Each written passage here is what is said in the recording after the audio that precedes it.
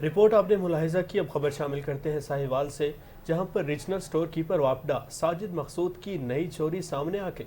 मसूफ पहले भी करप्शन का बेताज बादशाह रहा। कुछ दिन कबल रेलवे लाइन की चोरी में भी पकड़ा गया था। मजीद जानते हैं ब्यूरो चीफ मुजम्मिल नवाब की इस रिपोर्ट में।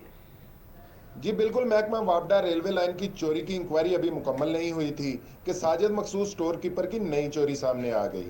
साहिवाल साजिद मकसूद चोरी करने और करप्शन करने के माइंड मास्टर की रीजनल स्टोर साहिवाल से एक और चोरी सामने आ गई। मसूफ ने नया ट्रांसफार्मर का सामान निकाल कर बेच दिया। एक्सीएन रीजनल स्टोर ने साहिवाल चीफ वापडा को कंप्लेन कर दी, जिस पर चीफ वापडा मुल्तान ने कल साहिवाल आने का फैसला किया है। साजिद मकसूद स्टोर कीपर की बढ़ती हुई करप्शन और चोरियों की वजह से साहिवाल वापडा की बदनामी अरूज पर है, लेकिन मसूफ सीट न छोड़ने पर बजिद है। अभी तक महकमा वापडा की तरफ से ट्रांसफार्मर की चोरी की एफआईआर भी दर्ज न करवाई गई है।